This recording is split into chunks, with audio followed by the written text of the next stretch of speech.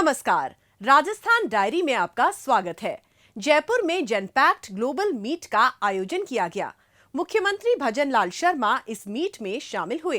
इस दौरान मुख्यमंत्री ने जनपैक्ट के गठन के 20 वर्ष पूरे होने पर बधाई भी दी। एक रिपोर्ट।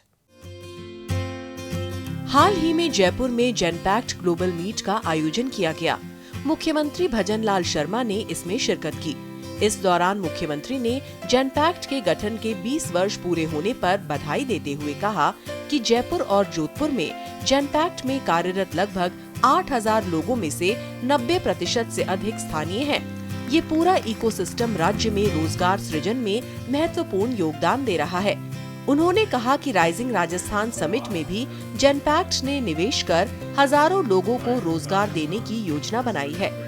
इस प्रोजेक्ट के लिए जमीन चिन्हीकरण का कार्य पूरा कर लिया गया है और राज्य सरकार इस प्रोजेक्ट को शीघ्र धरातल पर उतारने के लिए पूरा सहयोग कर रही है। साथ ही मुख्यमंत्री ने कहा कि राज्य सरकार प्रदेश की अर्थव्यवस्था को दोगुना करने के लक्ष्य के साथ काम कर रही है। इसके लिए सरकार और निजी क्षेत्र द्वारा राज्य के विभिन्न क्षेत्रों में निवेश किया जा रहा है। प्रदेश सरकार द्वारा राज्य में निवेश बढ़ाने के लिए सभी क्षेत्रों में योजनाबद्ध तरीके से कार्य किया जा रहा है। सरकार के इन्हीं प्रयासों से नया राजस्थान, बदलता राजस्थान और राइजिंग राजस्थान का सपना साकार होगा। राज्य सरकार प्रदेश में सांस्कृतिक और आध्यात्मिक विकास के लिए निरंतर कार्य कर रही है। इसी के तहत हाल ही में चित्तौड़गढ़ के मातृकुंडिया में श्री पशुपतिनाथ महादेव मंदिर मूर्ति प्राण प्रतिष्ठा समारोह का आयोजन किया गया। मुख्यमंत्री भजनलाल शर्मा भी इस प्राण प्रतिष्ठा समारोह में शामिल हुए। आइए इसी पर देखते हैं हमारी ये रिपोर्ट। विकास भी और विरासत भी की अवधारणा को मानते हुए राज्य सरकार प्रदेश में विकास के साथ विरासत को आगे बढ़ा रही है। इसी के अंतर्गत चित्तौड़गढ़ के मातृकुंडिया के श्री पशुपतिनाथ महादेव मंदिर मूर्ति प्राण प्रतिष्ठा समारोह का आयोजन हुआ।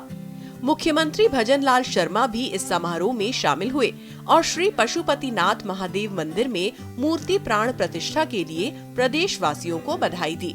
इस अवसर पर मुख्यमंत्री ने कहा कि चित्तौड़ की धरती शूरवीरों की धरा है। इस धरती पर वीर महाराणा प्रताप, भक्त शिरोमणि मीराबाई जैसी महान विभूतियां हुई हैं। साथ ही ये भक्ति और आध्यात्म के एक प्रमुख केंद्र के रूप में भी प्रसिद्ध है।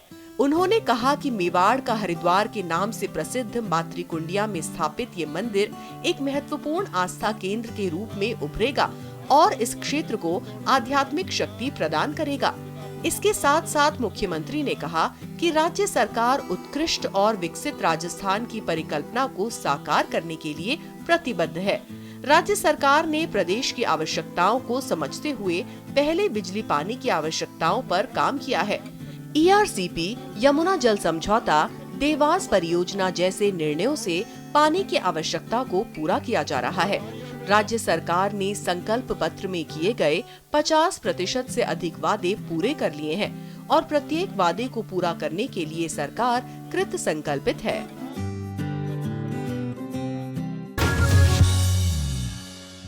आइए अब डालते हैं एक नजर कुछ और खबरों पर।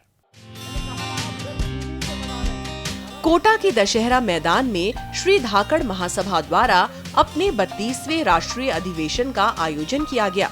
मुख्यमंत्री भजनलाल शर्मा और लोकसभा अध्यक्ष ओम बिरला भी इस अधिवेशन में शामिल हुए।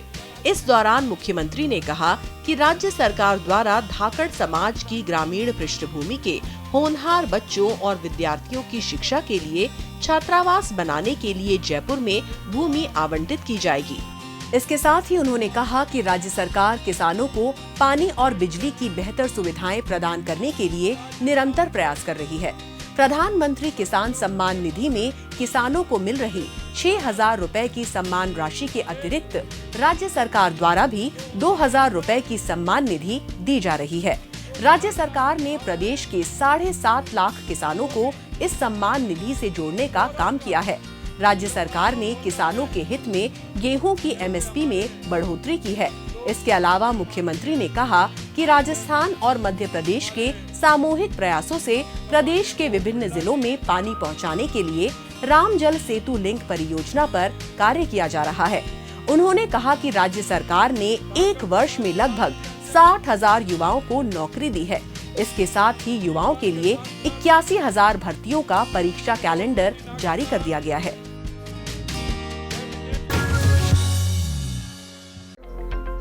नई दिल्ली स्थित भारत मंडपम में आयोजित परीक्षा पे चर्चा कार्यक्रम के 8वें संस्करण में प्रधानमंत्री नरेंद्र मोदी ने विद्यार्थियों से तनाव मुक्त परीक्षा के विभिन्न पहलुओं पर बातचीत की।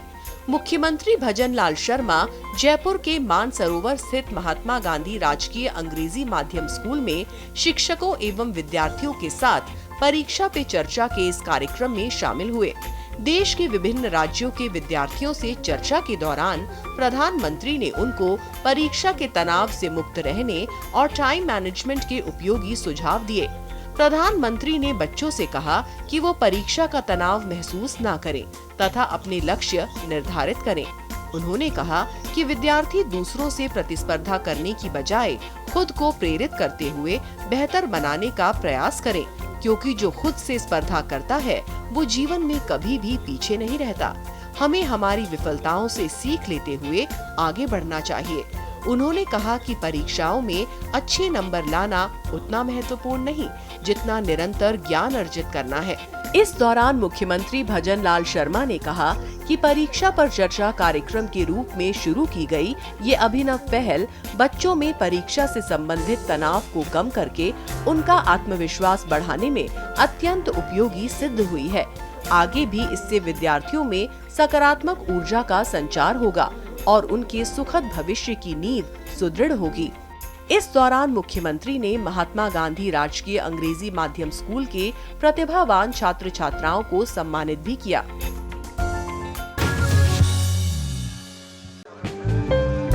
मुख्यमंत्री भजन लाल शर्मा महाकुंभ 2025 के अवसर पर मंत्री परिषद के सहयोगियों एवं विधायकों के साथ प्रयागराज पहुंचे।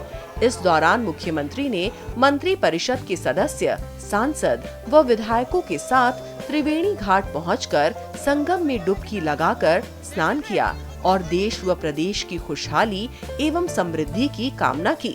इस अवसर पर मध्य प्रदेश के मुख्यमंत्री डॉक्टर मोहन यादव भी उनके साथ रहे। इसके बाद मुख्यमंत्री राजस्थान मंडपम पहुंचे, जहां उन्होंने श्रद्धालुओं को भोज परोसा और उनसे संवाद कर उनकी कुशल क्षेम पूछी। इस अवसर पर मुख्यमंत्री ने कहा कि महाकुंभ में आस्था का जन सैलाब उमड़ रहा है।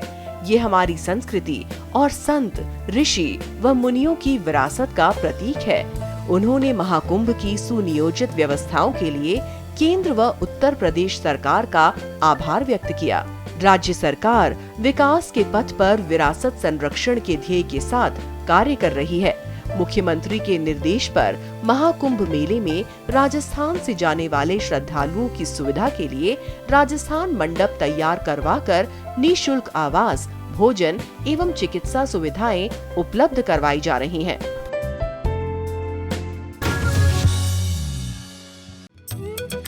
मुख्यमंत्री भजन लाल शर्मा ने rising Rajasthan global investment summit के तहत हुए MOU के क्रियान्वयन की समीक्षा बैठक बुलाई। जयपुर स्थित मुख्यमंत्री निवास पर आयोजित इस बैठक के दौरान मुख्यमंत्री ने कहा कि राज्य सरकार MOU को समय पर धरातल पर उतारेगी। उन्होंने कहा कि महज 2 महीने के रिकॉर्ड समय में 1,66,000 करोड़ रुपए के MOU धरातल पर उतरना शुरू हो गए हैं, जिसमें ऊर्जा, खनन, नगरीय विकास, उद्योग एवं कृषि क्षेत्र के निवेश शामिल हैं। इस दौरान उन्होंने अधिकारियों को निर्देश दिए कि MOU के क्रियान्वयन के लिए त्रैमासिक लक्ष्य निर्धारित करते हुए उन्हें धरातल पर उतारा जाए। मुख्यमंत्री ने कहा कि राज्य सरकार की प्राथमिकता है कि निवेशकों से सीधा संवाद स्थापित रखा जाए ताकि उनकी समस्याओं का समाधान किया जा सके। इसी दिशा में राज्य सरकार द्वारा इन्वेस्टर इंटरफेस के माध्यम से निवेशकों को MOU क्रियान्वयन की प्रगति की जानकारी उपलब्ध करवाई जा रही है। इस संबंध में उन्होंने अधिकारियों को निर्देश दिए कि निवेशकों से समय समय पर प्रगति की जानकारी साझा की जाए।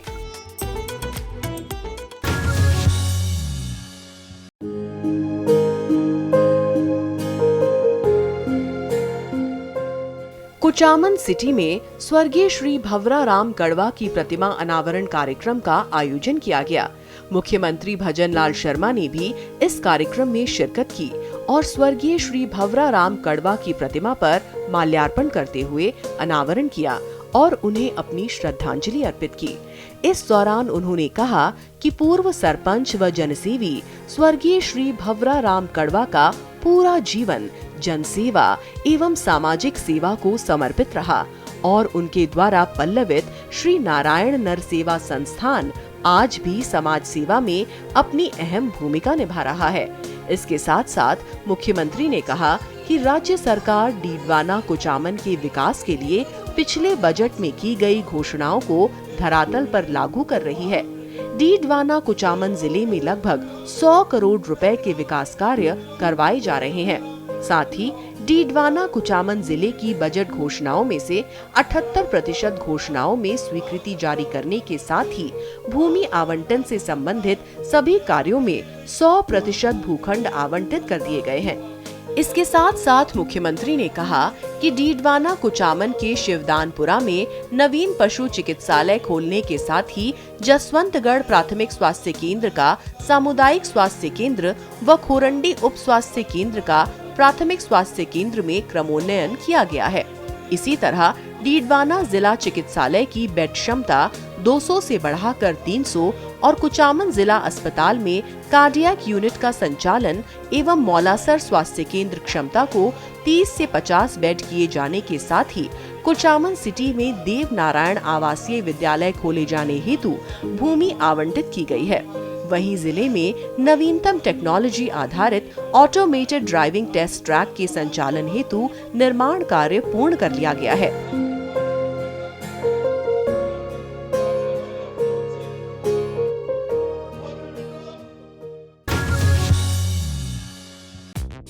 मुख्यमंत्री भजनलाल शर्मा ने जयपुर स्थित मुख्यमंत्री निवास पर भरतपुर व डीग जिले के विकास कार्यों को लेकर समीक्षा बैठक आयोजित की।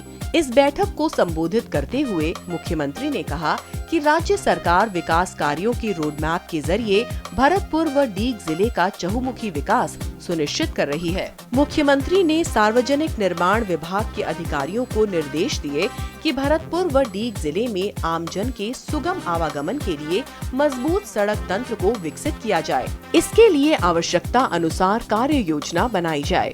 उन्होंने निर्देश दिए कि जल संसाधन विभाग द्वारा दोनों जिलों में दशकों पुरानी नहरों, बांधों, डिग्गियों का समय समय पर मरम्मत कार्य किया जाए। इसके साथ साथ मुख्यमंत्री ने ऊर्जा विभाग को निर्देश दिए कि भरतपुर एवं डीग जिले में बड़ी आबादी को निर्बाध बिजली आपूर्ति सुनिश्चित करने के लिए प्रगतिरत विकास कार्यों को समय से पूरा किया जाए। उन्होंने स्वायत्त शासन विभाग को निर्देशित किया कि शहरी आबादी के लिए सड़क, बिजली, पानी, साफ सफाई, सीवरेज जैसी मूलभूत आवश्यकताओं से संबंधित कार्यों को गुणवत्ता से पूरा करें। उन्होंने चिकित्सा एवं स्वास्थ्य विभाग को निर्देश दिए कि भरतपुर व डीग जिले में आम जन को बेहतर चिकित्सा सुविधाएं उपलब्ध कराने के लिए आवश्यकता के अनुरूप संसाधन उपलब्ध कराए जाएं। मुख्यमंत्री ने पर्यटन विभाग को निर्देश दिए कि भरतपुर व डीग में सांस्कृतिक एवं ऐतिहासिक पर्यटन स्थलों के सौंदर्यीकरण पर विशेष ध्यान दिया जाए। राजस्थान डायरी में आज बस इतना ही। अगले हफ्ते राज्य की नई गतिविधियों की जानकारी के साथ हम फिर होंगे हाजिर। तब तक के लिए दीजिए इजाजत। नमस्कार।